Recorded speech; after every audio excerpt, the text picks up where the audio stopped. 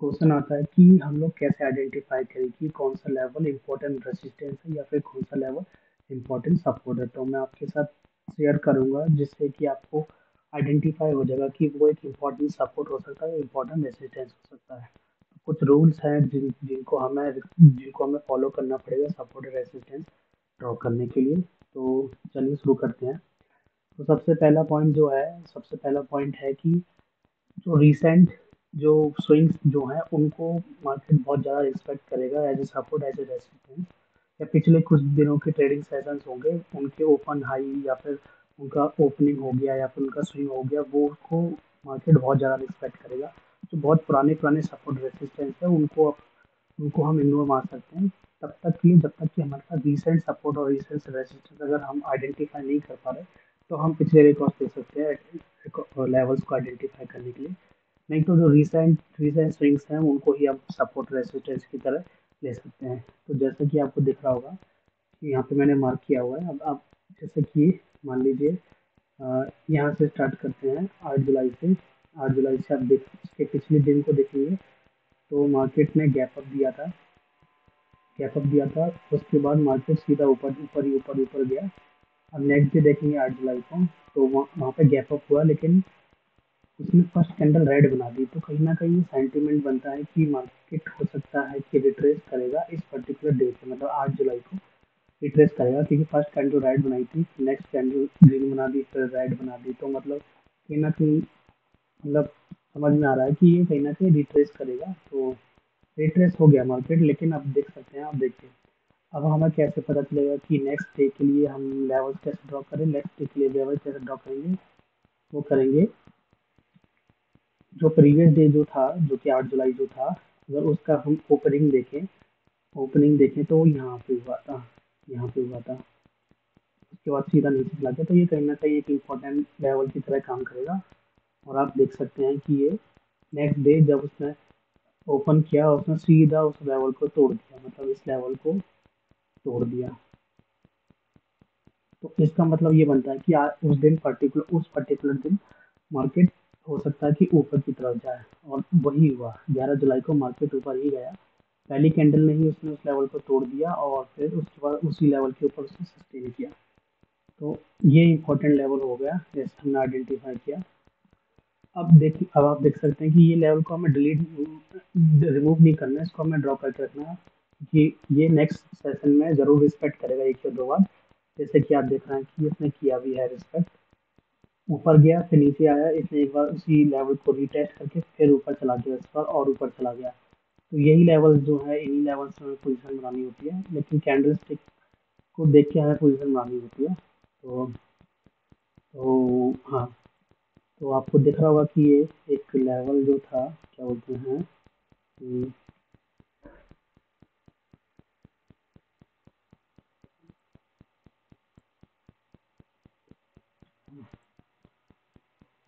तो 11 जुलाई का हो गया। अब आप नेक्स्ट डे देखेंगे, नेक्स्ट डे भी इसने ग्रीन कैंडल बनाई, लेकिन नेक्स्ट कैंडल जो थी उसने रेड बना दी। तो 11 जुलाई का जो स्विंग थे, जिसमें कौन कौन से स्विंग हो सकते हैं, एक ये हो सकता है, एक लेवल ये हो सकता है, एक लेवल ये हो सकता है। तो अब आपको वेट करना है। देखिए अगर आपको मतलब अगर मान लीजिए कि आपको बाय करना है, तो बाय करने का सिनेरियो क्या होता है कि मार्केट को इसके ऊपर सस्टेन करना था, लेकिन सस्टेन नहीं किया, तो नहीं कर पाया। तो उस सिनेरियो से क्या बनना है कि हमें सेल करना चाहिए। अब हम सेल करेंगे। अब अब आपको समझ में आ रहा होगा कि ये कहीं ना कहीं हेड एंड शोल्डर जैसा कुछ बना रहा है। मतलब अभी मान लीजिए इतना मार्केट बन चुका है, इतने आगे तक आ चुका है। अब 11 जुलाई पे, 12 जुलाई पे जब मार्केट गैप डाउन खुला, उसके बाद उसने ग्रीन कैंडल बनाई, फिर नेक्स्ट कैंडल रेड बना दी। तो कहीं ना कहीं आपको समझ में आ रहा होगा कि ये हेड एंड शोल्डर जैसा बना सकता है। तो आपको मतलब प्राइस एक्शन और ये जो प्राइस एक्शन के जो पैटर्न्स हैं, इनको थोड़ा सा ध्यान में रखते हुए रहना कि अब हो सकता है, प्रोबेबिलिटी पे हमें चलना होता है कि अब हो सकता है मार्केट ओवर सॉरी मार्केट अब मतलब हेड एंड शोल्डर बनने की कोशिश हो सकता है। तो अब हम हेड एंड शोल्डर की उस पर लेके चलेंगे।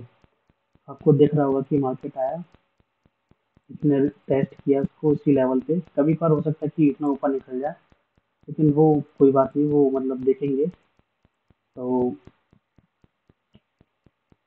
तो आपको दिख रहा होगा कि ये ब्रेकआउट तो उसने दिया लेकिन बहुत अच्छा कैंडल नहीं बनाया, तो इसको हम एज ए ब्रेकआउट नहीं मानेंगे। तो नेक्स्ट जो कैंडल है देखिए, ये आपको दिख रहा होगा ये रेड कैंडल बनाया, तो कहीं ना कहीं ये कह रहा है कि ये रेजिस्टेंस फेस कर रहा है यहाँ पे और नीचे गिरेगा, तो और नीचे गिरा भी। तो आपको दिख रहा होगा कि अब ये नीचे आ भी गया, तो आपको यहीं पे पोजीशन बनानी थी जो कि रेजिस्टेंस पे बनेगा।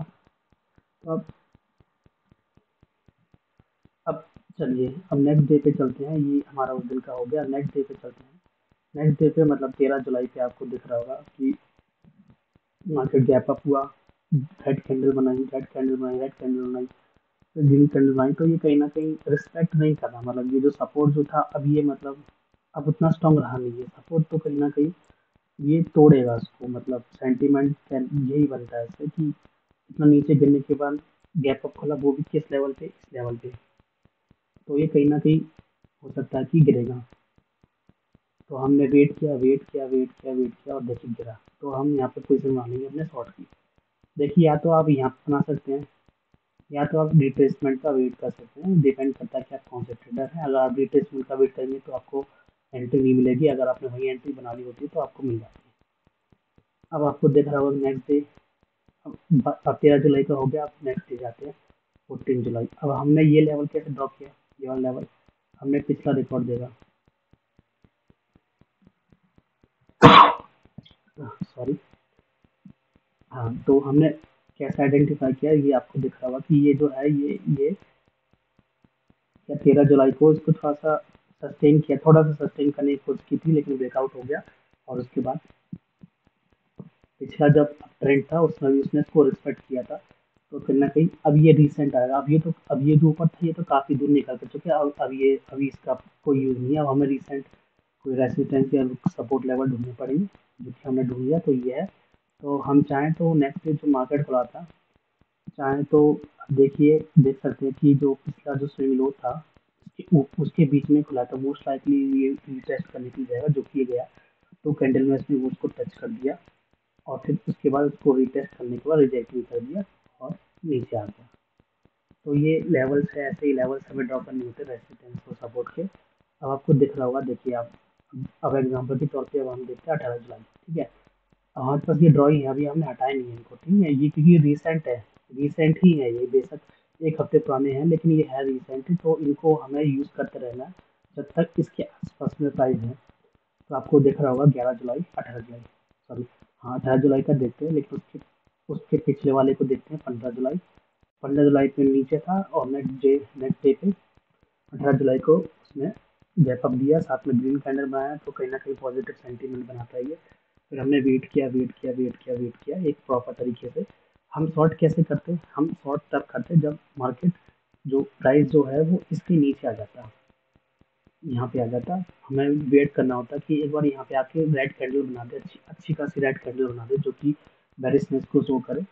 तो अगर वो बना देता तो हम शॉर्ट करते, लेकिन कभी आया नहीं और उसने ऊपर की तरफ ब्रेकआउट दे दिया, तो यहाँ पे हमारा सेंटीमेंट बनता है कि मार्केट ऊपर जाएगा, और ये गया भी है। तो आप चाहें तो अपन यहाँ से यहीं के ले सकते हैं, एग्रेसिवली ट्रेड करें, या तो हम इस लेवल का भी वेट कर सकते हैं टूटने का, और ये तोड़ भी दिया ना, उसके बाद ऊपर चला गया। अब तो ये ऐसे ही लेवल से सपोर्ट रेसिस्टेंस के देखिए आपको दिख रहा होगा, जैसे कि ये हमेशा, मतलब हमेशा ये काम नहीं करेगा, जरूरी नहीं है कि हमेशा ये स्ट्रेटेजी काम करे। तो आपको जैसे कि ये देखिए यहाँ पे ये वाला लेवल जो था इसको हमने एक्सटेंड किया, तो यहाँ पे एक रेड कैंडल आई, तो मतलब कहीं ना कहीं सस्टेन करने की कोशिश करी इसने। मार्केट ऐसे क्लोज हो गया, नेक्स्ट डे गैप डाउन खुला, फिर तुरंत उसने ग्रीन कैंडल बनाया, तो बैक टू बैक ग्रीन बना के तोड़ दिया। तो मतलब क्या बनता है सेंटीमेंट, क्या है कि मतलब ये भी सस्टेन हुआ और मार्केट ऊपर जाएगा और चला भी गया, तो ये एक लेवल बन जाता है।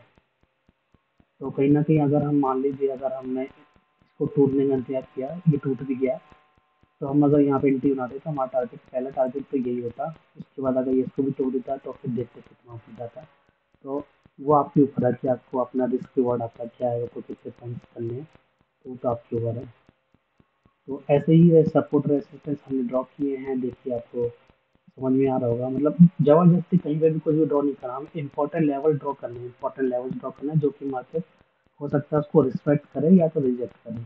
अगर रिजेक्ट करेगा तो हमें उसके अकॉर्डिंग तो एंट्री बनानी पड़ेगी, और रिस्पेक्ट करेगा तो हमें उसके अकॉर्डिंग एंट्री बनानी पड़ेगी। तो ये इंपॉर्टेंट लेवल पे ऐसे ड्रॉ किए जाते हैं। सबसे सबसे इम्पोर्टेंट पॉइंट जो है, जो हमें ध्यान रखना होता है कि रिसेंट स्विंग होनी चाहिए वो, ठीक है। रिसेंट स्विंग होनी चाहिए, अगर अवेलेबल है तो हमें वो लेवल को ही, उन्हीं लेवल के ऊपर ही मार्किंग करके उसी को ही फॉलो करना होता है। अगर मान लीजिए कोई रिसेंट स्विंग नहीं है, कोई रिसेंट सपोर्ट या ऐसे कुछ लेवल दिख रहा है कि मतलब ऐसे सपोर्ट रेजिस्टेंस की तरह कंसीडर कर सकें, नहीं है तो फिर आप पीछे की चार्ट दे सकते हैं, तो वहाँ से आप मार्किंग कर सकते हैं। अब अब बात करते हैं कि टाइम फ्रेम कैसे सेलेक्ट करें। तो मेरे हिसाब से जो मैंने बैक टेस्ट किया, सबसे बेस्ट जो टाइम फ्रेम है वो है 15 मिनट का। 15 मिनट के टाइम फ्रेम पे आप इजीली आइडेंटिफाई कर सकते हैं कि मार्केट आज क्या करेगा, और मार्केट पहले क्या कर रहा था। और उसके मैं तो जो हूँ, मैं 15 मिनट के टाइम फ्रेम पे ही अपनी एंट्री लेता हूँ, एग्जिट करता हूँ, मैं उससे छोटे टाइम फ्रेम में नहीं जाता। ये होता ही है कि देखिए, आप कर सकते हैं ऐसा कि 15 मिनट टाइम फ्रेम एनालिसिस करके आप ट्रेंड आइडेंटिफाई कर सकते हैं कि आज क्या हो सकता है, मतलब उसके बेस पे फिर आप छोटे टाइम फ्रेम में जाके एंट्री बना सकते हैं। लेकिन मैं तो ऐसा नहीं करता, ये तो आप अपनी ट्रेडिंग स्टाइल देख लीजिए, आपको कैसे क्या क्या टाइम फ्रेम पसंद है, आप उसी को फॉलो कीजिए। मैं तो 15 मिनट करता हूँ। तो अभी हम रिसेंट रिसेंट उसका देखा, अभी जो करंट 2-3 दिन के सेशन है, आपको दिख रहा होगा कि ये लेवल मैंने मार्क किया था, जैसे 5 अगस्त, ठीक है, 5 अगस्त का देख लीजिए। तो ये लेवल मार्क किया था, तो ये एक इम्पोर्टेंट रेसिस्टेंस सपोर्ट की तरह काम कर सकता है। तो 14 अगस्त को मार्केट ने क्लोज किया, उसके नेक्स्ट डे 5 अगस्त को मार्केट ने उस लेवल के ऊपर खोला। अब हम 4 अगस्त को देखते चलें तो क्या बोलता है ये कि मतलब बुलिशनेस शो किया उसने, प्लस एक रिसेंट सपोर्ट था, उसको भी उसने ब्रेक करके ही खोला, मतलब उसके ऊपर ही खुला मार्केट, और पहली कैंडल में गिर बना दी। तो कहीं ना कहीं ये सेंटीमेंट बनाता है कि मार्केट ऊपर जाना चाहिए। अगर ऊपर जाना चाहिए, लेकिन कहाँ तक जाएगा हमें नहीं पता। हो सकता है कि ये यहाँ तक क्या बोलते हैं, ये क्या बोलते हैं, हाँ, यहाँ तक ही रह के उसके बाद रिजेक्ट कर दे, या फिर यहाँ तक आया रिजेक्ट कर दे। ये तो हमारे ऊपर है, ये तो बंदे के ऊपर है कि हमें कितने पॉइंट चाहिए। हो सकता है कि मैं यहाँ पे अगर एंट्री बना लेता अपनी, तो यहाँ पे मेरे को इजीली 81 पॉइंट्स मिल जाते। लेकिन मैंने ट्रेड किया था तो मैंने यहाँ तक का ही लिया था, मैंने यहाँ तक क्या एक्सपेक्ट किया था, यहाँ तक तो आएगा ही आएगा, और यहाँ तक गया भी था। बस ये कि हर बार ऐसे, ये तो बस हमें हर बार रिस्क रिस्क वगैरह देखना पड़ता है, और रिस्क और रिवॉर्ड देखना पड़ता है। जरूरी नहीं है कि हमेशा चला गया, ये तो इधर किस्मत अच्छी की चला गया, हो सकता था कि यहीं से रिजेक्ट करके नीचे आ जाता। कोई बात नहीं, कोई दिक्कत नहीं होती है, हम इसमें स्टॉप लॉस लेते ऑफ से निकल जाते, नेक्स्ट डे फिर ट्रेड करते। तो बोनस के तौर पे मैं बताता हूँ कि मैं मंडे को क्या करूँगा। आपको देखा होगा कि मार्केट जो क्लोज हुआ है वो इस रेंज के बीच में होगा। अगर मान लीजिए इसके ऊपर खुलता है, मार्केट गैप अप होता है इस लेवल के ऊपर, तो मैं देखूंगा कि ये इसको तोड़ दे। अगर तोड़ देगा तो मैं शॉर्ट कर दूंगा।